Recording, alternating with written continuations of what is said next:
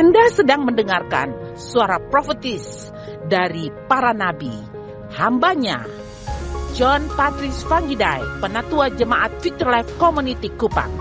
Dengarkanlah dan lakukanlah perintah Tuhan melalui para nabi, maka engkau akan berhasil. Selamat mendengarkan.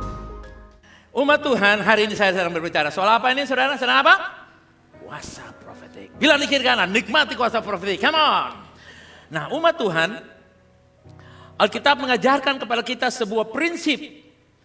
Dan hari ini saya bicara soal melepaskan berkat penebusan Kristus dalam hidup. Unlocking the blessing of the redeeming of Jesus Christ in our life. Ya. Melepaskan berkat penebusan Kristus dalam berkat seperti apa? Seperti emaskah? Jabatankah? Uangkah? Mari kita akan lihat seperti apa.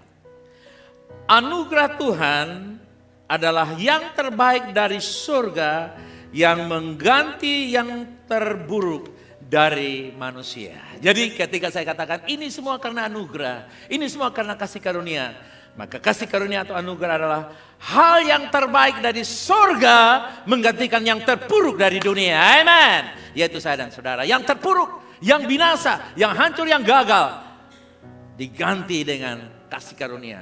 Kasih karunia adalah yang terbaik dari Tuhan. Yang menerimanya katakan amen. Umat Tuhan, nilai suatu sepadan dengan seberapa besar seorang bersedia membayarnya. Kenapa orang mau membayar mahal sebuah produk obat misalnya? Karena obat itu dinilai menyelamatkan nyawanya. Ya. Kenapa orang mau berjuang untuk mendapatkan sesuatu? Karena barang itu bernilai. Saya ingat ipar saya, Bapak Faren, ketika adiknya perempuan sakit dan dia harus ambil obat di Kota Kupang, tidak ada. Saya dengar waktu saya ada di Jawa atau di mana. Harus ambil di Soe, saudara-saudara. Anda bisa bayangkan, dia pergi pulang Soe 1,5 jam. Pergi pulang 1,5 jam Soe. Namun terlambat juga. Adik perempuannya meninggal. Sudah lihat?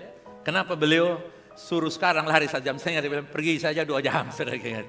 Walaupun jalannya sudah mulus. Tapi dalam keadaan tertentu, orang mau bayar harga. Karena barang itu menjanjikan atau memberi nilai yang lebih. Saudara tahu? Ini dia.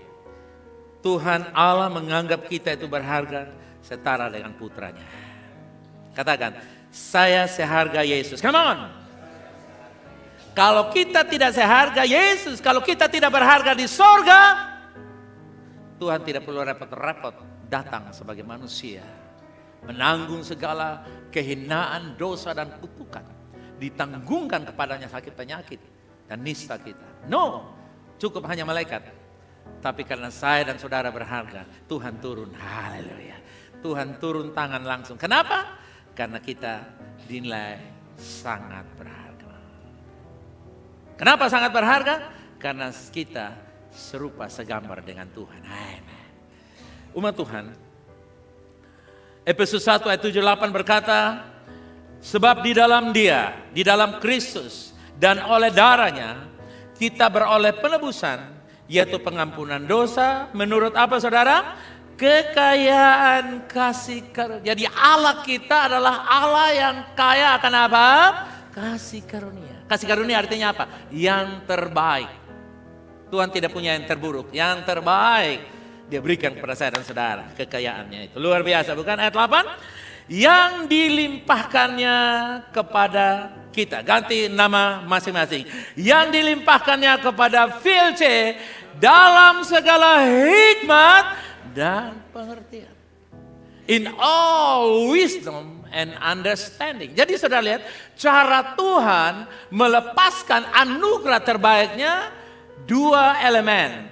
Tuhan lepaskan transfer kebaikannya, yaitu melalui wisdom and understanding. Understanding you can have in school or in university, but wisdom you can't. Hikmat Anda tidak bisa dapat di sekolah. Hikmat Anda dapat because you have the living relationship with God. Amen. Hikmat dapat karena bersekutu dengan Tuhan. Amen. Seperti Salomo, dia minta hikmat. Dan hikmat mendatangkan kemakmuran, kesuksesan, dan kelimpahan. Dan sampai hari ini orang masih kejar cincin Salomo, saudara kekasih. Karena hikmat membuat dia mampu untuk melakukan hal-hal yang dahsyat dan ajaib. Nah, caranya bagaimana, saudara kekasih? Tuhan melimpahkannya melalui apa? Hikmat dan pengertian. Amen. Nah, umat Tuhan, sebagai orang percaya, kita punya penebusan dan kita punya pengampunan saat ini juga. Bukan nanti, bukan dulu, tapi kapan, saudara? Sekarang. Ya. Penebusan artinya kita kembali kepada fitrah citrah kita. Pengampunan artinya kita mendapatkan kelegaan yang kekal. Wow. Jadi dia ibarat ikan yang lega berenang. Kalau ikan dikasih di darat, dia tidak dapat kelegaan. Kalau Tuhan yang sekedar saudara yang kasih kepada kita, saudara yang kasih yang kita sebut penebusan. Tuhan menebus kita dari dosa. Lalu kalau Tuhan tidak kasih kita kelegaan seperti ikan, kita beli habis, kita kasih dia di pinggir laut, dia mati. Dia perlu kolam, dia perlu air. Nah, penebusan adalah kelegaan, penebusan adalah fitrah. Penebusan artinya yang rusak ditebus menjadi sempurna kembali. Amen. Dan pengampunan adalah atmosfer, the real life of freedom. Kehidupan bebas yang sesungguhnya ketika Tuhan mengampuni kita. Amen. Jadi kalau saudara mau ikat seseorang gampang, benci dia aja dia. Ketika Anda benci, Anda sedang ikat dia. Dan sambil ikat dia, ikat diri sendiri. Saudara ingat. Oke? Jadi dua hal ini Tuhan sudah lakukan untuk kita. Amen. Kita diampuni bukan karena, tetapi berdasarkan kekayaan kasih karunia-Nya, Tuhan memberikan kita pengampunannya dengan hikmat dan kebijaksanaannya.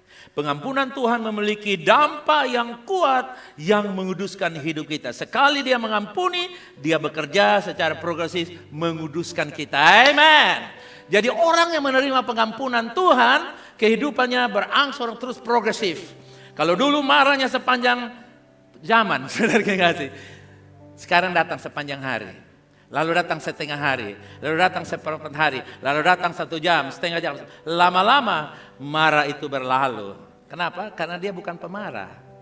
Dia hanya pernah marah. Dan kadang-kadang marah.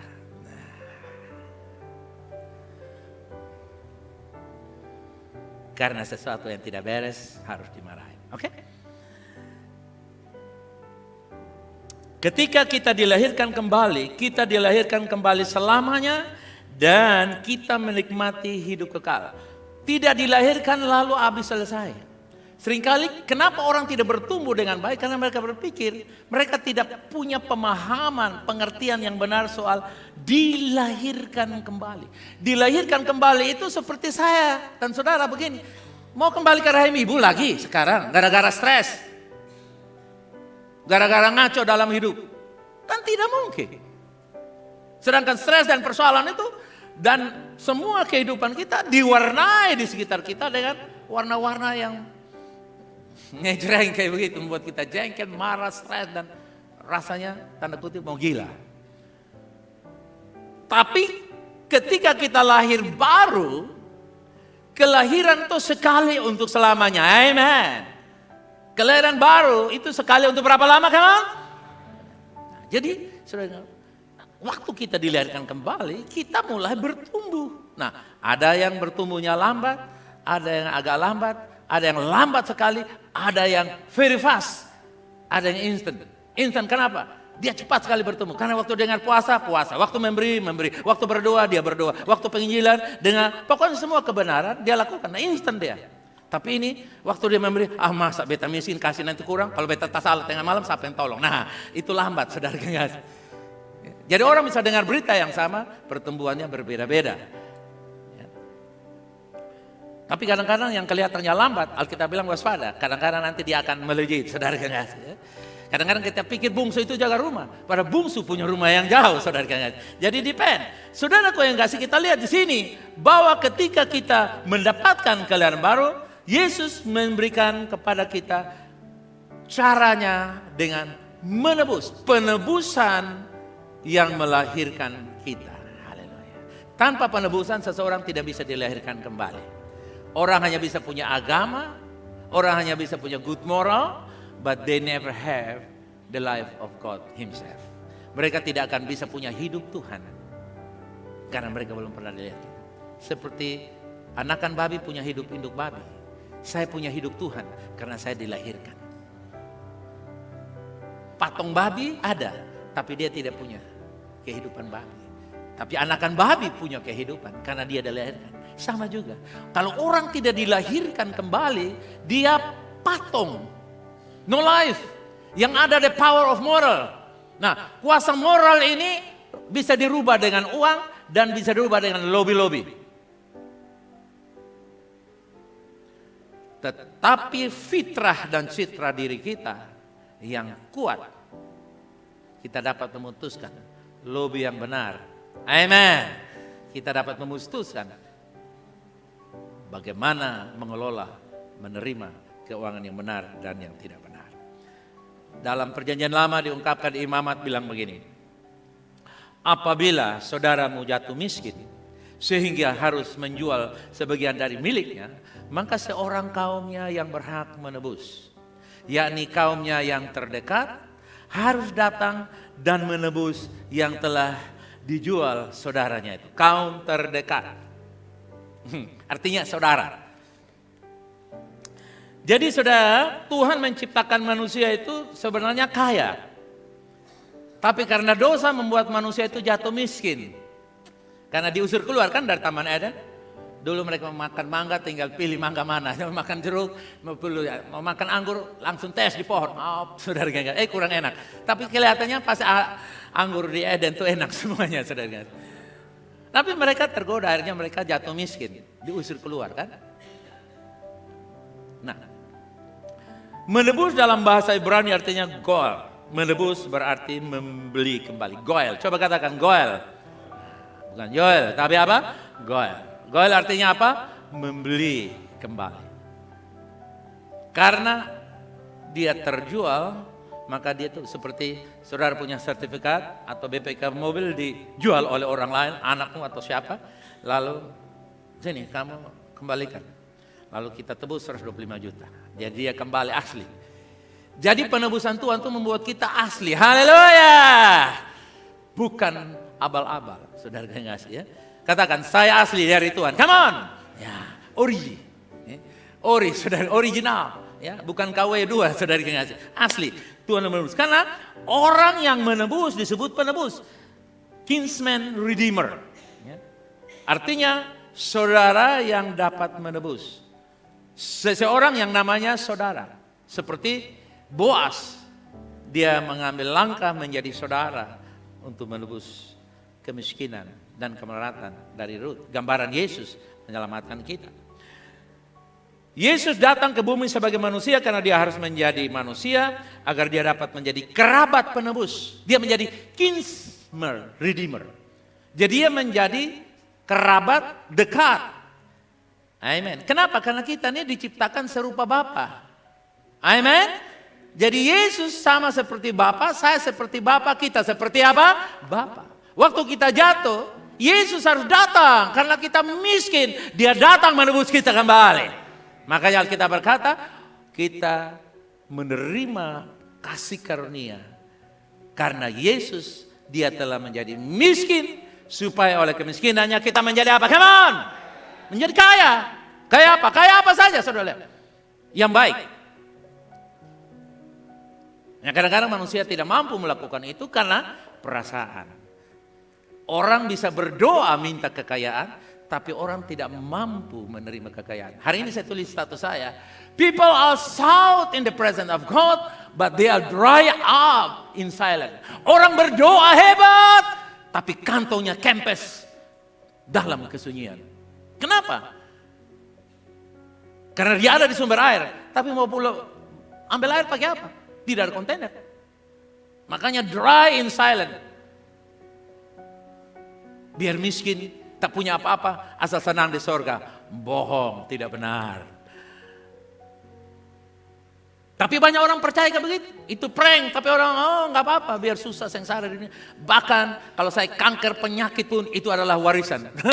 Siapa bilang? Itu bukan warisan, itu kutukan dari setan dan iblis. Tapi kita izinkan masuk ke dalam tubuh kita. Itulah sebabnya saudara yang kasih, Yesus datang. Sekalipun orang yang tidak beriman itu kaya secara finansial, ia tetaplah orang miskin yang punya banyak uang. Orang miskinnya apa? Hei, orang miskinnya apa? Lucu kan? Poor man with lot of money. Wow. Orang miskin dengan? Itulah orang yang di luar Yesus. Jadi kita jangan takabur. Wih, lihat, wih dia kaya. Wih, no. Dia kalau di luar Yesus, dia kaya miskin dengan pegang banyak uang. Poor man with lot of money, lot of property.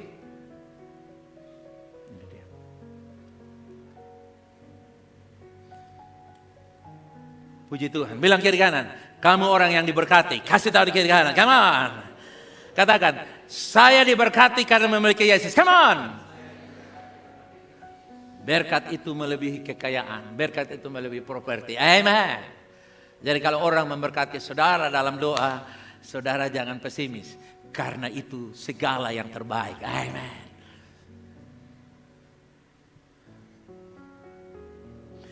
Tuhan tidak punya pilihan lain selain dia mengutus Yesus untuk menjadi korban penebusan dosa. Saudara lihat, anugerah memberi yang terbaik. Amen. Dan hari ini, poin yang berikut kita bicara bagaimana pilihan Tuhan tidak ada yang lain kecuali dia mengutus Yesus. Dia mengutus Yesus agar menjadi penebus. Jadi Tuhan punya pilihan untuk memudahkan kita sebagai manusia jika dia menghendakinya. Tetapi Tuhan tidak menghendaki itu. Dia bisa memilih. Ya. Saudara lihat kan dulu dia pilih untuk usir Adam keluar kan. Dari Adam dan dari Taman Eden. Dia juga bisa pilih usir kita keluar dari sorga. Biar aja bikin yang baru lagi, manusia baru. Tapi dia tidak ciptakan manusia baru dari yang baru. Tapi manusia yang baru dari yang lama. Haleluya. Coba kita lihat foto ini saudara yang kasih. Bilang kiri kanan. Itu beta dan Yesus. Next. 2 Korintus 4. Nomor 34. Jika Injil yang kami beritakan masih tertutup juga, maka ia tertutup untuk mereka yang akan binasa, yaitu orang-orang yang tidak percaya, yang pikirannya telah dibutakan oleh ilah zaman, sehingga mereka tidak melihat cahaya Injil tentang kemuliaan Kristus yang adalah gambar Allah. Iblis adalah ilah zaman ini. Tidak perlu bagi iblis untuk membutakan orang-orang dari Injil jika itu tidak indah atau menarik. Injil adalah kuasa Allah yang menyelamatkan. Come on, katakan amin. Haleluya. Haleluya. Saudara lihat, gospel is the power to save humankind. Kuasa yang menyelamatkan itu Injil, bukan agama. No salvation in the religion, salvation in the gospel of Jesus Christ. Itulah sebabnya kenapa pembawa Injil itu dimusuhi oleh setan dan iblis. Bukan manusia, setan memakai manusia. Figur manusia dipakai untuk membunuh, membinasakan, menghalangi. Tapi orang yang percaya mendengar Injil itu menyelamatkan. Amin. Amin. Jadi saudara lihat, Paulus punya keyakinan yang sangat kokoh. Sehingga kita harus memberitakan Injil. Nah seringkali manusia lah yang bikin klasifikasi. Oh dia ini kerja bagian jual-jual barang, murahan. Dia jaga toko, wah sama-sama. Dia bankir. Dia politikus. Dia seorang yang punya jabatan di pemerintah. Nah, itu cocok. No. Siapapun manusia, semuanya membutuhkan Injil yang sama, yaitu kuasa untuk menyelamatkan. Amin. Inilah yang membuat orang tidak mau memberitakan Injil, yang itu disebut membutakan mata mereka. Yang mendapat kuasa untuk menyelamatkan, yaitu Injil, dibutakan sehingga mereka ibaratnya pegang pistol tapi tidak pernah berburu. Tidak pernah dapat jarahan. Ada kuasa untuk menyelamatkan tapi tidak pernah menyelamatkan. Ada umpan dan kail tapi tidak pernah pancing ikan. Tapi juga kita membawa Injil tapi orang lain dibutakan. Saudara pasti alami bukan? Kita ngomong, orang tidak mau dengar. Atau dengar mereka mati. Ya itu salah sendiri. Pilihan bebas mereka. Tapi saudara lihat, dibutakan oleh ilah zaman itu adalah hal-hal yang mengikat keinginan daging kita. Ilah zaman adalah kenikmatan hidup, seperti seorang anak yang terhilang, dia digoda. Mungkin dia sering main Facebook, Instagram, sekarang dia tidak pakai Facebook lagi. Katanya, mama Facebook tuh kolot mama. Karena it's time for Instagram. Follow me mama, dia bilang gitu. Ikut aku mama. Dan saudara, waktu dia main Instagram, teman-temannya posting tempat minum, tempat dance, tempat disco, tempat mancing, tempat healing, di mana-mana. Oh dia bilang, papi sini, kasih kekayaanku. Ini anak-anak parah, saudara. Akhirnya dia pergi. Kepemilikannya membuat dia boros dan akhirnya hidupnya hancur. Demikianlah saudara yang kasih, manusia oleh ilah zaman membuat kita boros. Boros hidup ini dengan dosa, dengan kebiasaan buruk. Akibatnya harus mati 80-90 tahun. 45 sudah stroke. Dan susah 15 tahun, 60 baru mati. Bayangkan, semua kekayaannya habis biaya stroke 15 tahun. Terakhir istri dan anak tinggal di rumah kontrakan, itu pun kontrak tiap minggu. Minggu depan keluar lagi, minggu depan masuk lagi. Kenapa? Karena pemborosan terjadi. Dan itu adalah kenyataan faktual yang kita lihat di sekitar kita setiap hari. Nah, penebusan Kristus itu membebaskan kita dari roh-roh jahat yang membutakan kita zaman ini atau membutakan iman kita. Katakan, saya melihat, come on. Coba kita lihat bagaimana orang dibutakan. Mereka keren, tapi jadi pintar, hebat, kaya, punya kuasa, punya power, punya pengaruh, tapi buta. Bahkan mereka kenal tahu ilmu tentang Tuhan seperti Nikodemus. Teolog hebat, tapi dia bilang, apakah saya yang tua ini dilahirkan lagi masuk ke dalam perut ibu? Tuhan bilang, Niko. Kalau Yesus orang-orang bilang, oh heran. I wonder, Niko, why you like that? You always senior. Yesus tidak bilang tua bangka, Yesus senior, you senior. Kamu tua, pintar, tapi kamu masa mau masuk dalam perut ibu? Saudara lihat, kenapa? Itu ilah zaman. Dan saya berdoa, buka tangan saudara, katakan, oleh kuasa saya membutakan mata yang buta. Katakan, terima dalam nama Yesus, amin. Sehingga saudara kemanapun saudara membuka mata mereka. Di toko, di kantor, dimanapun. Saudara lihat, ada foto-foto tadi penginjilan, di mana saja kita bisa memberitakan Injil, saudara kekasih. Kemarin dalam keadaan yang terpuruk dan terburuk, saya injili satu orang, dia panggil dua kawan lagi, dia panggil, kita injili terima Yesus, nanti sebentar mereka datang ibadah. Kenapa? Karena kita punya kuasa untuk membuka mata buta. Haleluya. Jadi saudara lihat orang yang hebat-hebat itu, saudara jangan sampai terkagum. Kalau dia masih buta matanya, dia orang miskin yang punya jabatan. Orang miskin yang punya deposito di semua bank. Amin. Umat Tuhan. Iblis memakai ilah zaman untuk membutakan orang dari cahaya Injil. Orang percaya itu dimateraikan dengan Roh Kudus dan orang dunia dimateraikan dengan roh jahat. Katakan, saya dimateraikan oleh Roh Allah. Come on. Dan orang-orang dunia dimateraikan oleh apa? Roh jahat. Sudah jangan malu-malu. Orang dunia dimateraikan oleh apa? Termasuk anak kita juga kalau duniawi itu roh jahat ada padanya. Saudara jangan malu, saudara jangan kompromi. Ya, kita piara setan dalam rumah, saudara. Kita mesti waspada ini. Dan kita mesti ambil otoritas, amen. Supaya kita bisa membawa kemerdekaan, amen. Efesus 1:13-14, dan di dalam Dia kamu juga, karena kamu telah mendengar firman kebenaran, yaitu apa saudara? Injil keselamatanmu. Bukan Injil kemakmuranmu, tapi Injil apa? Keselamatan. Karena di dalam keselamatan, soterio itu artinya all include. Sehat, kaya, raya, makmur, diberkati, takut Tuhan ada di sana.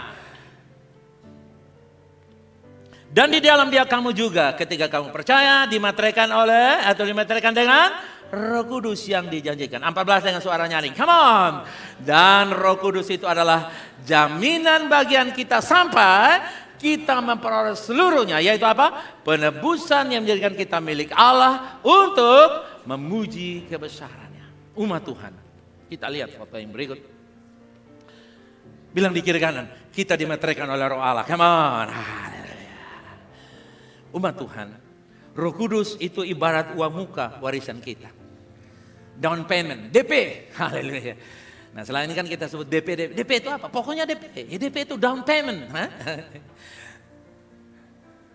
Artinya tanda jadi. Haleluya. Waktu Roh Kudus turun dalam hidup kita, pasti kita akan jadi seperti Yesus. Amin. Jadi sehat, jadi kuat, jadi berkenan. Amin. Karena sudah dibayar. Saudara pernah beli barang bukan? Datang, saya mau beli, oh maaf Pak, ini sudah dibayar. Waktu dunia mau mengambil kita, Roh Kudus bilang maaf, VLC dan orang percaya sudah dibayar. Haleluya! Amen. Roma 8 ayat 23. Dan bukan hanya mereka saja, tapi kita yang telah menerima karunia sulung roh, kita juga mengeluh dalam hati kita sambil menantikan apa? Pengangkatan sebagai anak, yaitu pembebasan tubuh kita. Saudaraku yang kekasih, kita masih menantikan penebusan tubuh kita. Itulah sebabnya kita masih bisa memperoleh kesembuhan kalau kita sakit di bumi ini. Amin. Haleluya. Kita masih bisa sembuh kalau kita sakit. Bahkan saya hanya pernah sakit. Saudara setuju saudara dan saya pernah sakit? Bila dikira kamu pernah sakit, berarti dulu pernah sakit, sekarang tidak sakit lagi. Saudara mesti percaya. Dan kita menantikan pembebasan tubuh ini. Kapan tubuh kita dibebaskan dari penyakit? Jadi sebagai orang percaya, Anda memiliki hak untuk menerima kesembuhan supaya panjang umur. Kesembuhan ilahi itu ditujukan untuk panjang umur. Sekarang kalau saudara sakit didoakan, saudara pilih sehat atau mati? Hah? Nah, berarti Tuhan mau kita panjang umur kan? Nah, ada orang lain begitu mau sakit tuh, Tuhan saya semua mati, Tuhan lu besok malu mati, lu panjang umur. Hanya perasaan, lu lingkungan yang bilang sakit, mati itu mesti sakit. Padahal sakit itu untuk menyatakan kemuliaan Allah.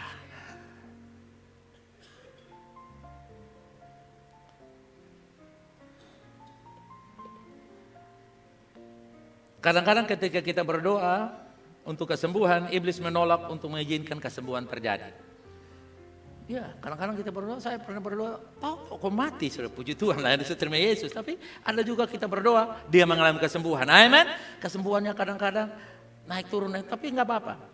Tuhan bisa mengerjakan dengan cara yang ajaib.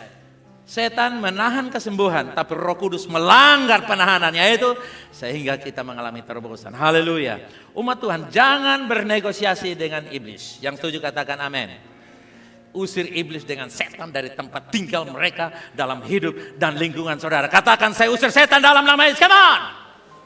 Hei, nada rendah sekali, itu musuh, jangan nada rendah. Setan mau pergi-pergi, kau tidak pergi, aku pergi aja. Oh, saudara, menghina. Katakan, saya mengusir setan, come on. Nah, begitu, nada tinggi sih. Usir setan kok pakai malu? Iblis adalah malu untuk sehat, malu untuk kaya, malu untuk dipromosi, malu untuk terima gaji banyak, malu untuk lunas hutang-hutangnya. Semua malu habis. Tapi kalau memalukan Tuhan, itu panggilan. Maunya itu orang di sana. Jangan tambah lagi 200 mm dari sini. Usir setan dalam nama Yesus. Katakan amin. Satu-satu hal yang tersisa adalah tubuh kita. Tubuh ini saudara kasih, kita akan memiliki tubuh rohani yang baru saat pengangkatan. Amin. Jadi sekarang Tuhan kasih kesembuhan. Percaya kesembuhan. Bilang kiri kanan, percaya kalau sakit ada sembuh. Bahkan kamu hanya pernah sakit saja. Tapi nanti waktu pengangkatan datang, kita yang gigi sudah cabut 5 atau 7 akan muncul saudara. Rapi, necis, bagus. Kita tidak sempat pakai rantai gigi saudara begini, mulus kembali saudara. Kita jerawatan seperti bola pingpong, mulus kembali. Haleluya, amen. Bilang kiri kan masih ada pengharapan untuk kamu jadi bagus. Haleluya. Mungkin sekarang mau jadi bagus, papanisasi mahal. Lurunisasi mahal.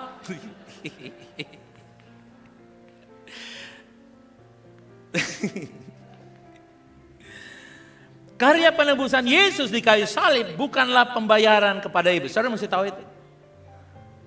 Bukan. Setan gak ada apa-apanya. Kenapa Yesus mesti bayar? No. Penebusan supaya saya dan saudara menjadi miliknya kembali. Bukan bayar kepada setan. Dia menjadi sakit supaya saudara menjadi. Kata, dia menjadi sakit supaya. Dia menjadi miskin supaya. Dia tertolak supaya. Dia dibuang supaya saudara. Diangkat oleh Tuhan. Itu yang Yesus kerjakan. Jadi bukan setan yang mendapatkan. No. Setan tidak perlu ditebus karena dia sudah binasa untuk selamanya. Dan dia cari orang. Dan kita sudah tahu apa maksudnya. Sehingga kita katakan no kepada setan. Wahyu 1 ayat 5 dan 6. Dan dari Yesus Kristus saksi yang setia. Yang pertama, bangkit dari antara orang mati. Kuat. Yang berkuasa atas. Bagi dialah yang mengasihi kita. Dan yang telah melepaskan kita dari oleh darahnya. Ayat yang ke-6. Baca dengan luar biasa. 2, 3. Dan yang telah membuat kita menjadi suatu kerajaan. Menjadi imam-imam bagi Allah Bapanya. Bagi dialah kemuliaan dan kuasa sampai berapa lama? Kasih pujian bagi dia sama. Haleluya. Dalam bahasa Inggris luar biasa. And from Jesus Christ, who is the faithful witness and the first begotten of the dead, and the prince of the kings of the earth, unto him that loved us and washed us from our sins in his own blood. Next. And had made us kings and priests unto God and his Father. To him be glory and dominion forever and ever. Amen. Saudara lihat, Yesus menebus kita agar kita menjadi raja-raja dan imam. Bilang di kiri kanan, kamu raja dan imam. Come on. Buka tangan saudara, katakan, kamu raja dan imam. Raja dan imam. Tepuk tangan bagi Allah yang luar. Come on. You are the king. King in your dominion. Kalau kamu banker, kamu berkuasa di bank itu, membuat bank itu untung 2 kali lipat, 100 kali lipat. Kalau kamu di rumah sakit, kamu menyembuhkan penyakit yang ilmu dokter tidak menyembuhkan engkau. Amen. Kalau kamu di politik, kamu membuat kebijaksanaan yang belum pernah dibuat oleh politikus manapun, kecuali kamu. You got your own dominion. You become king in your dominion. Maka kingdom, dominion of the king, kekuasaan seorang raja. Raja harus punya tempat. Makanya kingdom, kerajaan. Kerajaan tempatnya tersimpan siapa di sana? Raja. Dan Yesus menjadikan kerajaan sorga itu tempat kita. Dan dengar baik-baik, di sorga hanya ada 1 raja, tidak boleh ada 2 raja. Makanya Yesus di bumi ini bikin raja-raja banyak. Supaya tidak terjadi pemberontakan di sorga.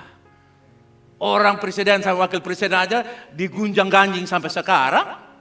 Apalagi 2 presiden. Tuhan raja di sorga. Yesus raja di bumi. Dan dia menebus saya dan saudara jadi raja-raja di bumi. jadi imam di bumi. Lihat di kanan, kata beta ini raja dan imam. Bilang kepada saya. Bukan Kak John, nama itu, kasih tahu namamu di saya.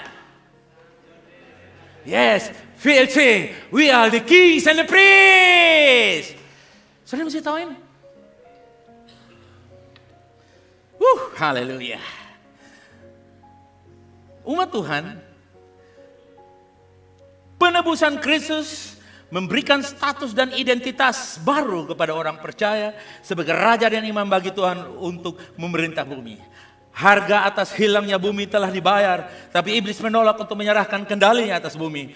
Bumi sedang diambil kembali dengan paksa, dengan kekuatan dari Tuhan. Amin.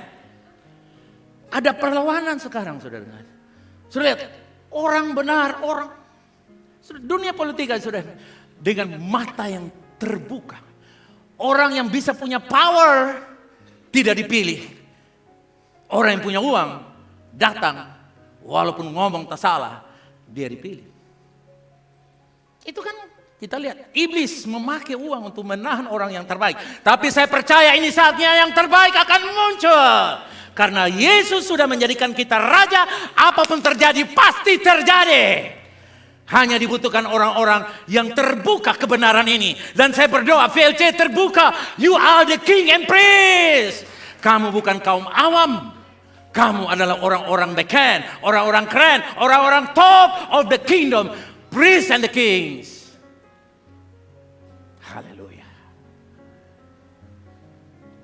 Peran orang percaya sebagai raja di bumi, sebagai imam. Dan bilang kiri kanan, saya raja dan imam di bumi. Amin. Bagi Tuhan artinya apa? Tuhan tergantung kepada saya dan saudara.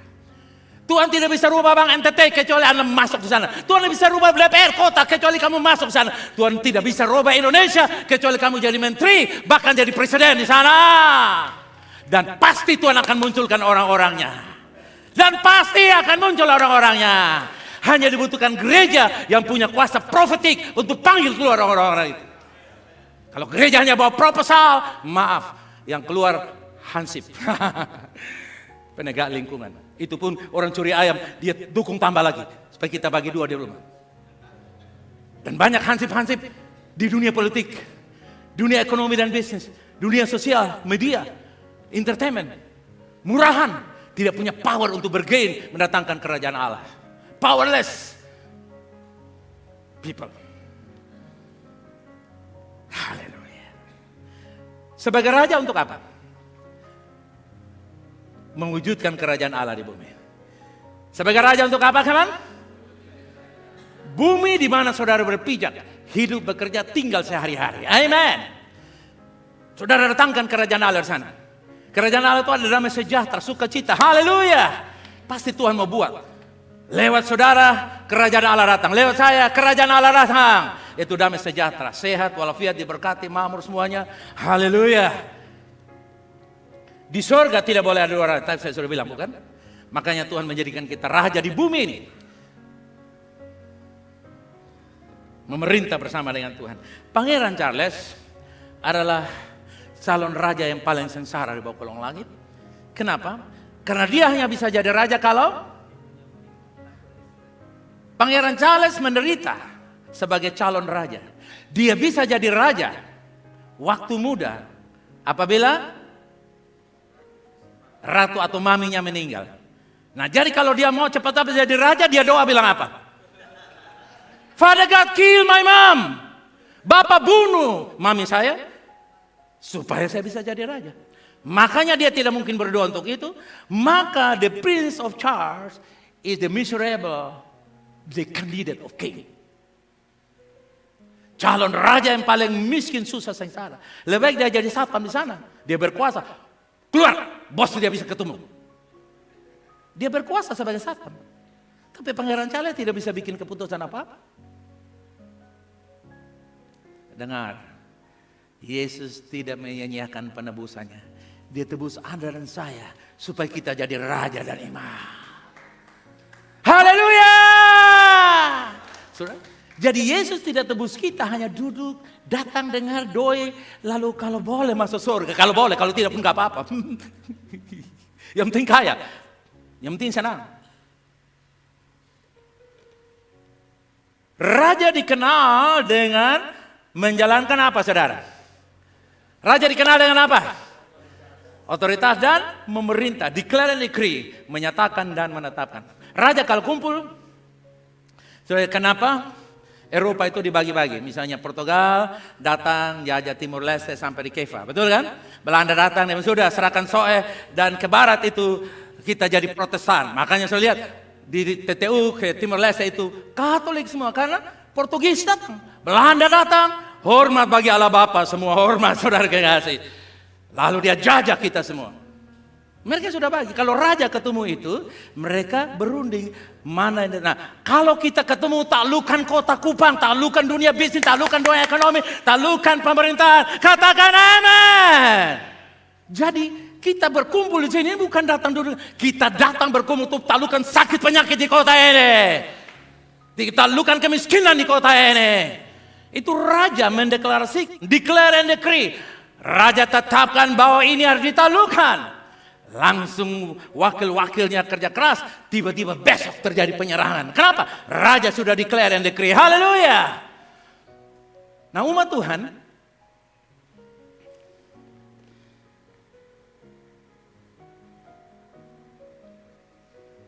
raja mengeksekusi otoritasnya. Saya ingat ada seorang bernama William Branham. William Branham. Next slide kalau ada. Ini dia khotbah.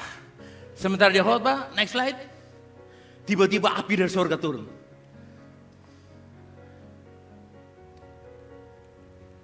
Zaman tahun 33 itu belum ada ke sekarang rekayasa.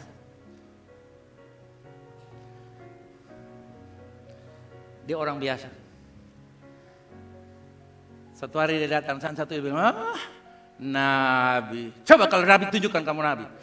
Dia duduk di mimbar, dia bilang, Tuhan tunjukkan kepada ibu ini dan gerejanya bahwa saya ini Nabi. Begitu dia ambil, Aser tutup pintu, Aser masih lambat, hujan tutup mereka 3 hari 3 malam. Aser terlambat tutup pintu, hujan datang 3 malam. Semua tidak bisa kemana-mana.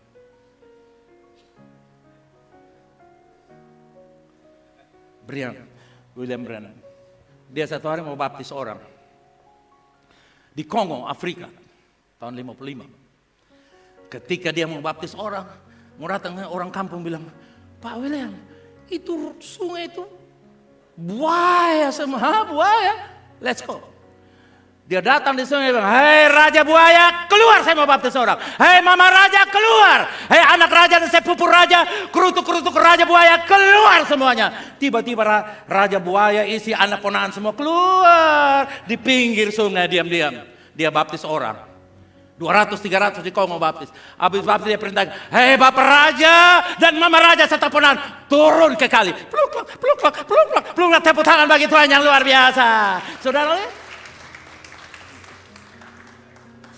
Oh, saudara bilang itu William Branham. Yesus satu hari dia ada jalan-jalan itu, beta puana ada berapa sarang burung tiba-tiba ular bisa dedek. Saudara bilang, oh mau panggil Yesus.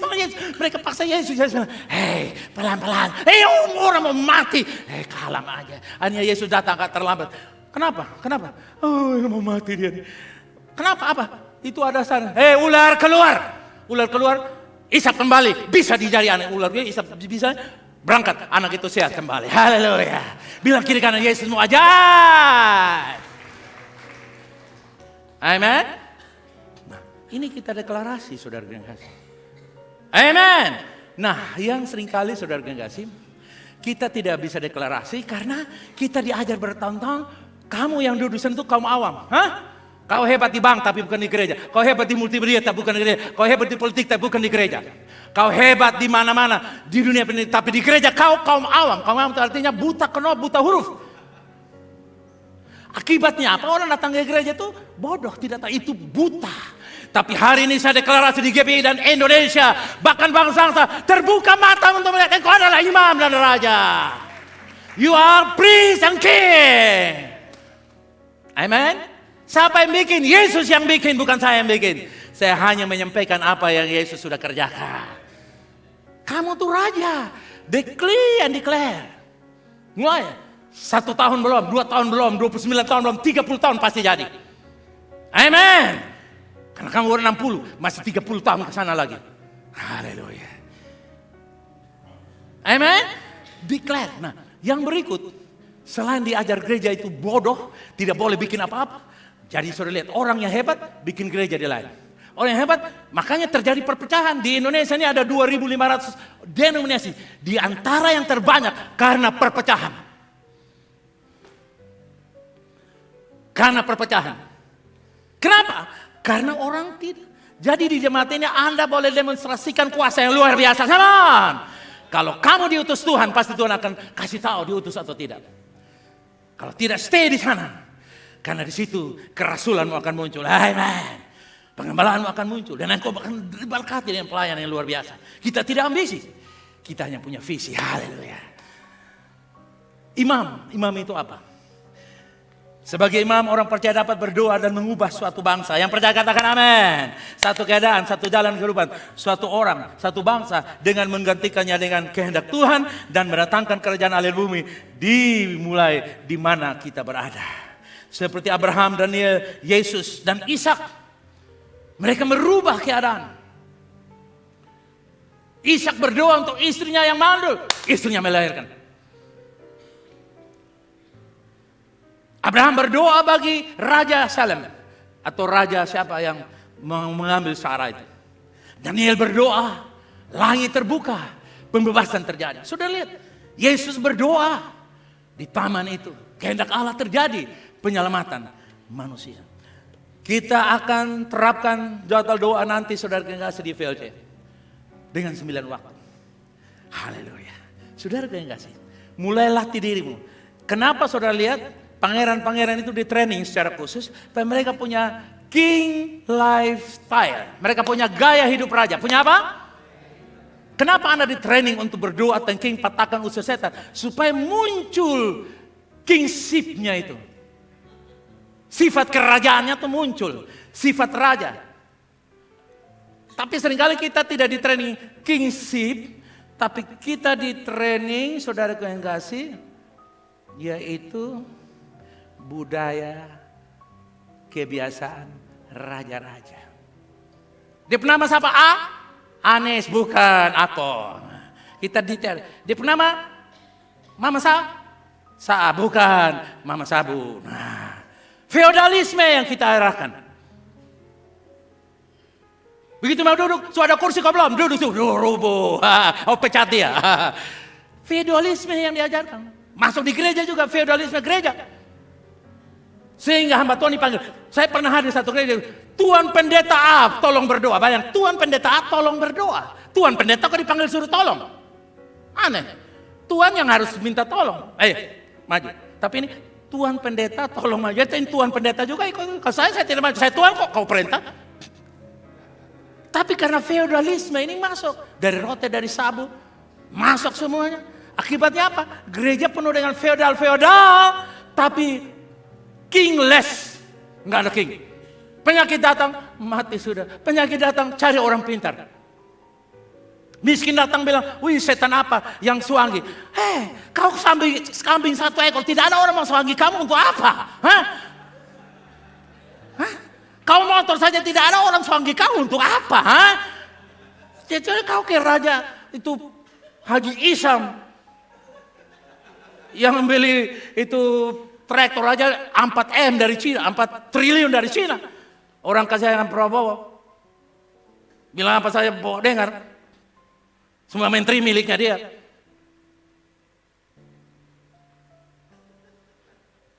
Kenapa? Karena dia berkuasa.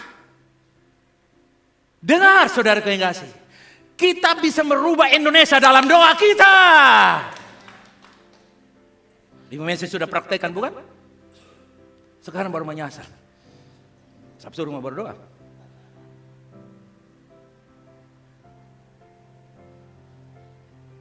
Bilang kiri kanan, doa tuh pikir-pikir dulu. Jangan orang cium pipiri, cium esa 2 telu boh. Mulai sudah. Hebatnya orang lupa daratan dan segala macam. Saya berdoa. Amin. Saya tahu Pak Melki ingat itu, tapi saya berdiri waktu pembukaan. Tiba-tiba Pak John saya datang, Pak Melki pas apa. Pokoknya jadi penguasa semua sekarang ini. Termasuk Pak Eston. Saya perintahkan malaikat perang bagi Gerindra. Berhasil semuanya. Tidak ada putra, heran. Berhasil semua kan? Semuanya berhasil. Saudara sebut siapa? Kan waktu itu ada Pak Eston, Pak Christian, ada Pak Kalelena, Johnny Asadoma di sana. Semuanya. Berarti dia orang posting, saya punya foto. Baru mereka bilang, semoga Pak Gup ingat Pak John. Pak Gup lupa gak apa-apa. Tapi saya terkenal di mata Tuhan. Tuhan berdoa. Haleluya. Nah dengar, salah satu penghambat gereja untuk sukses adalah dikotomi. Ini pendoa karena dia rajin berdoa.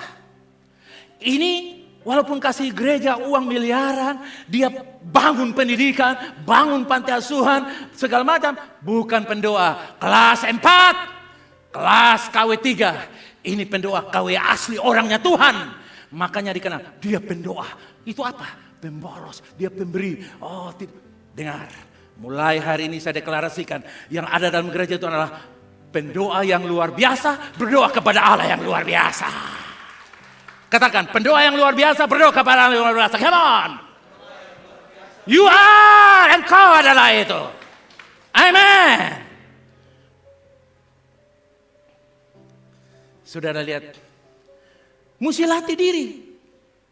Mulai dari mulai perintah-perintah, saudara. Perintah maksudnya mental raja tapi karakter hamba. Apa saya bilang?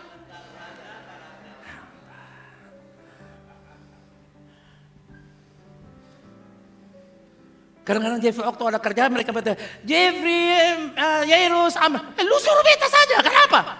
Jangan, lu suruh beta ambil. Lu suruh beta ambil yang baru. Oh, Bapak saya mau Gurinda, saya bawa Gurinda lengkap. Lu target sudah mau rusak kapan supaya beta siap dana. Kadang-kadang kita malu minta tolong dengan Tuhan, kita perintah, Tuhan kerjakan Tuhan. Gitu, nanti Tuhan bilang apa? No, Tuhan akan bingung kalau kau diam. Kalau kamu tidak ngomong, Tuhan tidak bisa bikin apa-apa. Karena Tuhan bekerja karena kamu kasih sinyal. Amen. Jadi saudara, jangan jadi korban nasib. Kotong ini turunan sabu, turunan rote, Jawa miskin dan semua. Kotong ini hanya jual ini saja. Tidak cocok jual pesawat punya owner diri. Akibatnya apa? Kita jadi miskin yang terkebelakang. Tapi narkoba, penjudi, pembohong, perusak mental dan segala macam ada di depan. Karena mereka ditraining oleh si jahat dan mereka jadi jahat.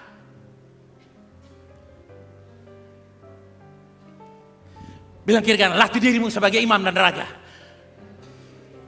Saya sudah bersaksi kepada saudara ulang-ulang, bukan? Tunas bangsa itu uang kosong, utang saudara. Oleh pertolongan dan kebaikan Ibu Rebo, mereka beli kita tanah di Liliba. Itu kosong melompong. Saya berdiri bersama Peter Basel dan beberapa teman Steve Rowe dari saya perintahkan jadi bangunan sekarang. Dan bukan saja Tuhan jawab doa saya, Tuhan pakai saya dan tim untuk bangun gedung di sana. Amin. Saya tidak tahu lihat gambar, tapi saya bangun jadi. Itu ibu yang rancang bilang, kok Pak John bisa? Ya, saya bisa karena Tuhan membuat saya bisa. Karena saya praktekkan diri saya sebagai raja.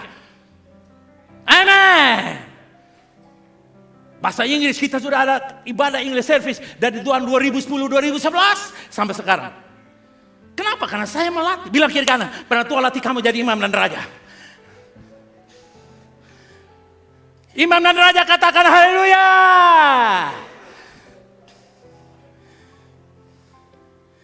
Kita tutup ayat ini. Bangkit berdiri bersama saya. Musik, come on. Wih, musik sampai bingung-bingung. Datang sudah kakak. Oke. Saya mau supaya saudara ganti orang di sebelah kanan. Saudara kanan, bukan kiri. Nama kamu dengan orang kanan. 2, 3 mulai. Tetapi VLC bangsa terpilih, imamat terajani, bangsa yang kudus, umat kepunyaan Allah sendiri, agar memberitakan perbuatan-perbuatan yang besar dari Dia yang telah memanggil VLC keluar dari kegelapan kepada haleluya, haleluya, pujian bagi Dia, come on.